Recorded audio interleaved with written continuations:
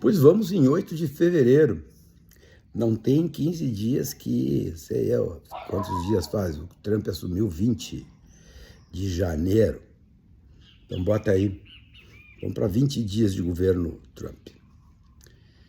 Aí nós já falamos sobre a ocupação da Groenlândia, a anexação do Canadá, ocupação do Canal do Panamá, nós já falamos sobre resort na faixa de Gaza, nós já falamos sobre taxação sobre o Canadá e o México, o vai e o volta, o bate, o assopra, o faço aconteça, o final dos programas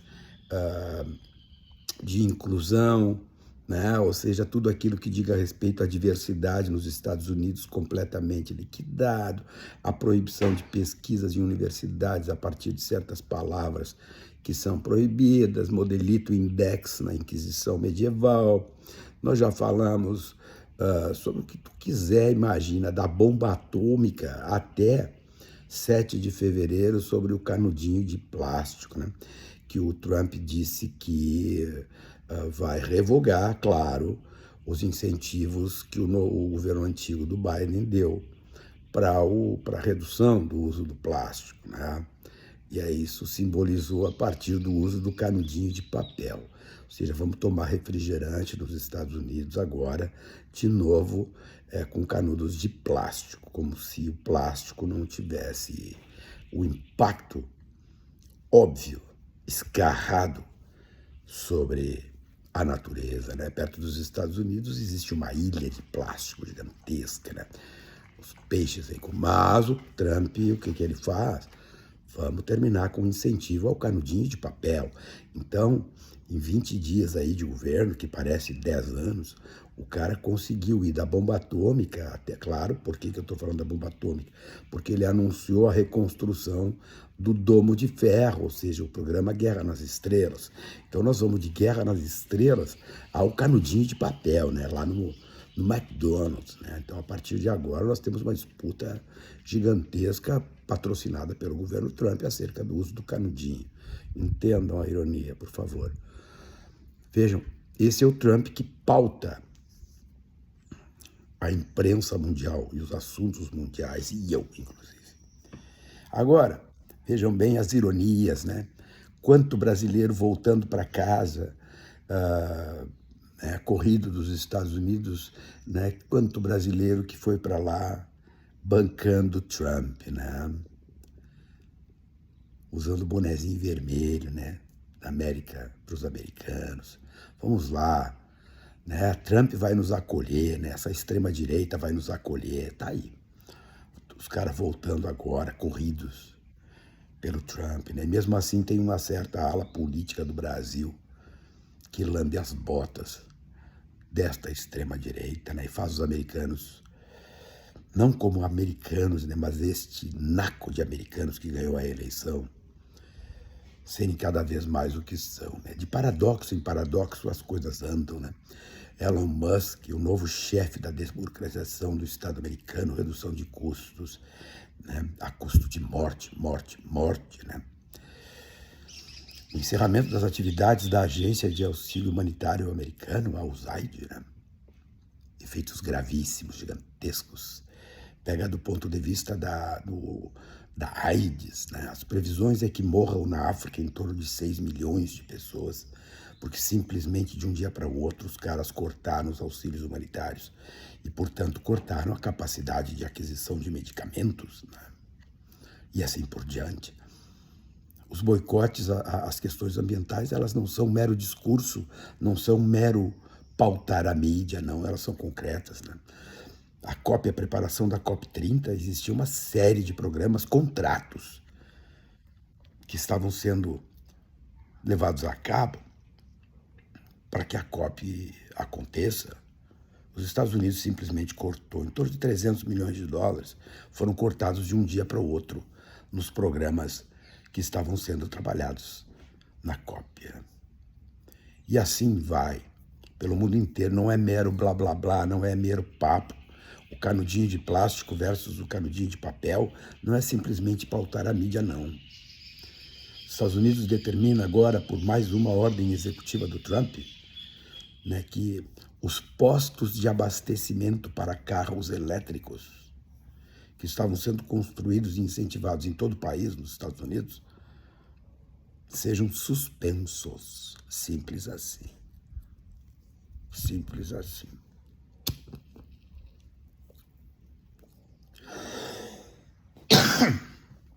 Vejam as consequências concretas e efetivas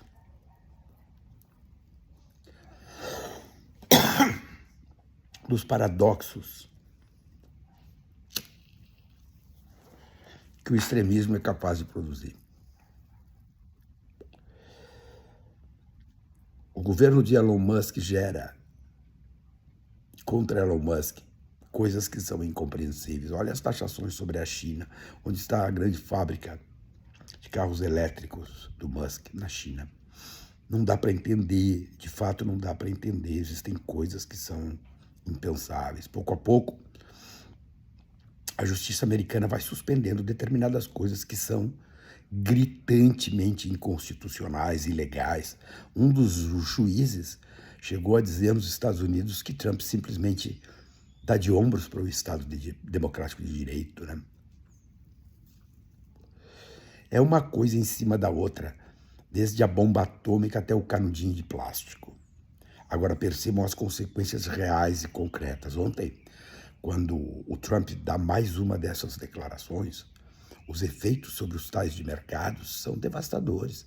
No Brasil, o dólar volta a subir e a bolsa cai, porque ele, além de anunciar que estava retirando o incentivo à substituição do plástico por uma política mais sustentável, ele vem e diz que assinará agora políticas de reciprocidade tarifárias, né, no mundo do mercado internacional. O mundo entra em êxtase, em êxtase. E as pessoas pensam que simplesmente o Trump está pautando. Não.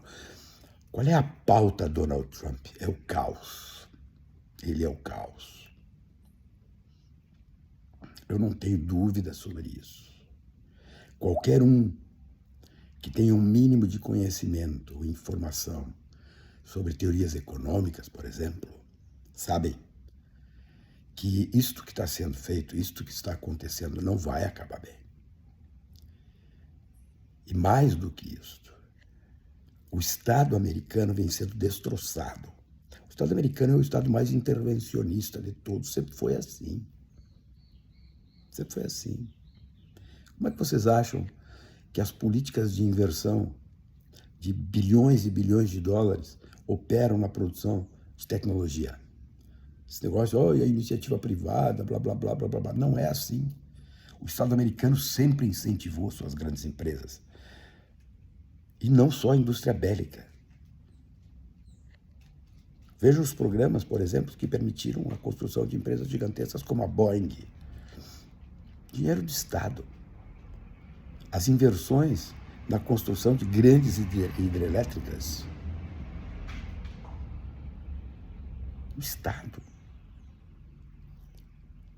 As políticas da NASA, que enchem o Elon Musk de dinheiro. Estado. Então, não é simplesmente Trump pautando a mídia, não.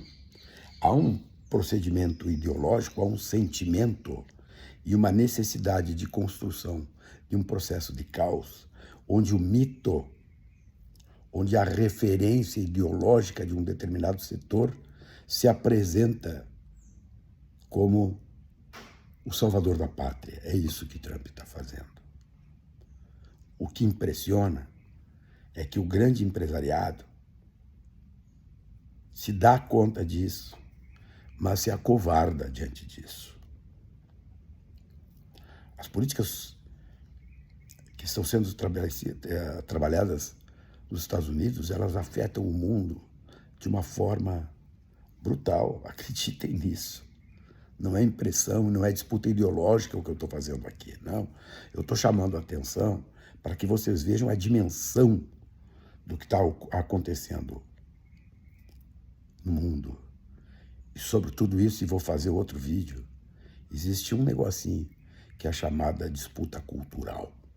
Essa é a que está subjacente a tudo isso. Até a próxima.